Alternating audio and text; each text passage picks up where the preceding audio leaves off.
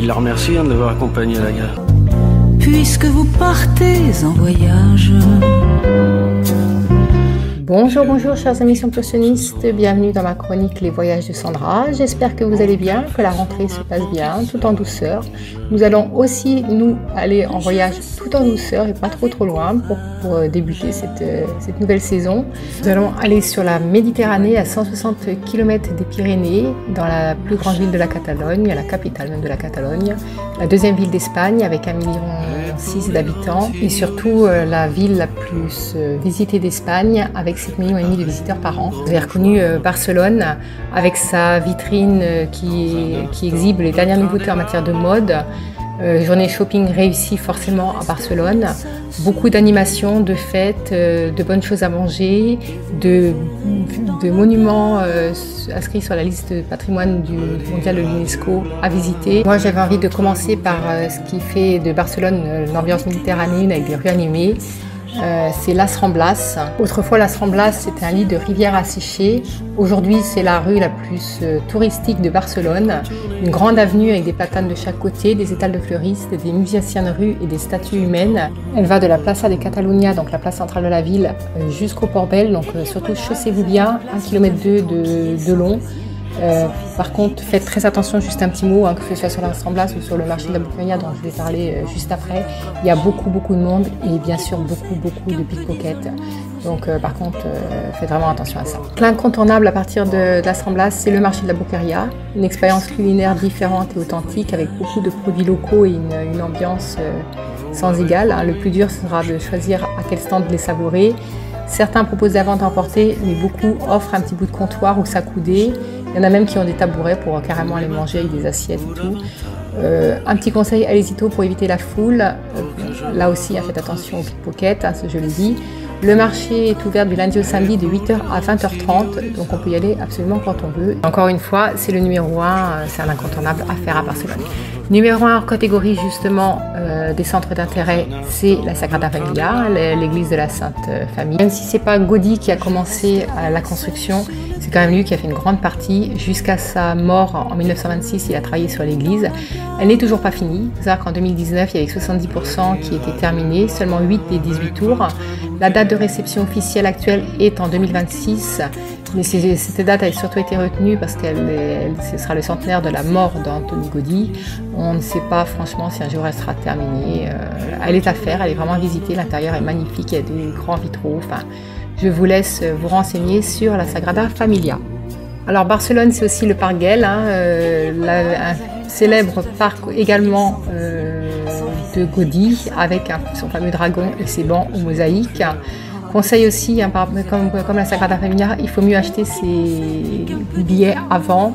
Billets coupe-fil, il y a énormément de monde. À Barcelone, ce que je vous disais, c'est très touristique, donc n'hésitez pas à prendre avant en ligne vos tickets d'entrée, vos billets d'entrée. Barcelone, c'est aussi le Camp Nou, bien sûr, pour les fans de foot. Je pense qu'il y en a beaucoup sur la radio 100%. Le stade du FC Barcelone, on peut le visiter, faire un tour du stade ou aller à un match. Ça fait partie aussi de pas mal de choses à faire. Font Magica, la fontaine magique spectaculaire sur la colline Montjuïc à Barcelone, à voir aussi, qui est très belle. La Casa Batlló et Gaudí, l'un des plus célèbres monuments à visiter, enfin célèbre immeuble résidentiel à visiter, toujours musée moderniste de Gaudí. Gaudí est présent un petit peu partout. On verra aussi qu'il y a Miro qui est pas mal, Picasso, mais Gaudí est vraiment présent à Barcelone. Avant de vous quitter, je voulais aussi vous parler du Barri Gothique, qui est le centre de la vieille ville, la Ciutat Vella de Barcelone. Son nom, Ciutat Vella, veut dire quartier gothique en catalan. Ce quartier est situé entre la Rambla et la Via Laietana et entre le port de Barcelone jusqu'à la Ronda des Sant Pere. C'est un labyrinthe de petites ruelles qui donne sur les places célèbres de Barcelone, avec une partie très ancienne de la ville. Par conséquent, des bâtiments séculaires ont été conservés qui datent parfois du Moyen-Âge ou même de l'époque romaine. À l'époque, c'était même Auguste qui a choisi cet endroit pour fonder une nouvelle colonie. Si vous aimez les bâtiments anciens et un petit peu moins de monde, vous allez aimer ce quartier parce qu'il y a un petit peu moins de touristes forcément que sur la Rambla. Vous pouvez y visiter également la cathédrale de Barcelone, la Seu, ou l'église de Santa Maria del Pi, le palais du gouvernement catalan aussi, le Palau de la Generalitat. Il y a pas mal de petites choses à faire, le musée historique aussi, face à un quartier où vous allez voir pas mal de choses à faire. Il y a quand même une place, la place Aréal, qui a beaucoup de restaurants et de bars si vous avez une petite soif à ce moment-là. N'hésitez pas à aller au Barri Gothique, le centre du vieux Barcelone. Voilà, j'ai juste un petit mot sur les spécialités culinaires. Vous savez que j'aime bien parler de ça vite fait. Alors les tapas, bien sûr, hein, les tapas avec un petit verre de sangria, il n'y a rien de meilleur à Barcelone. Il y a toutes sortes de tapas. Alors pour ceux qui ne connaissent pas, ce sont des petites bouchées salées qu'on peut prendre à l'apéro, même, moi je sais que quand j'y étais, on peut faire des repas tellement c'est terriblement bon. Il y a beaucoup de variétés différentes, on peut vraiment selon le goût, on peut mettre un petit peu tout ce qu'on veut dessus. Il y a également dans les tapes, avec l'apéro, souvent c'est servi des patatas bravas. Des petites pommes de terre en forme de cube croustillantes avec une petite sauce un petit peu relevée. Pour ceux qui aiment ce qui est relevé, c'est très très bon. Une mention spéciale à la sauce tomate de ces délicieuses pommes de terre, c'est vraiment terrible. Les tortillas de patates, un plat simple, vraiment très très bon. La pure tradition espagnole depuis des siècles.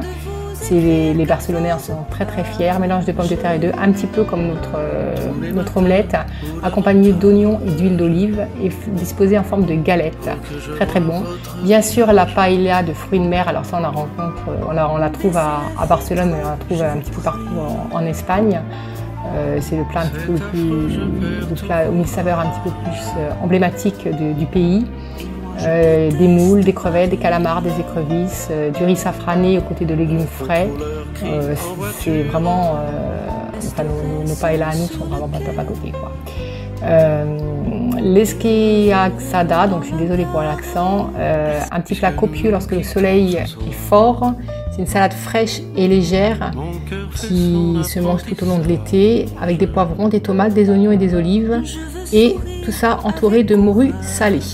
Bon, bien sûr, il y a quand même beaucoup d'autres choses à manger. Je vous ai donné vraiment ce qu'on mange, à mon sens, le plus souvent là-bas. Après, c'est vraiment plus les spécialités espagnoles que barcelonaises. Donc forcément, on en trouve forcément à Barcelone, mais c'est pas forcément que là-bas.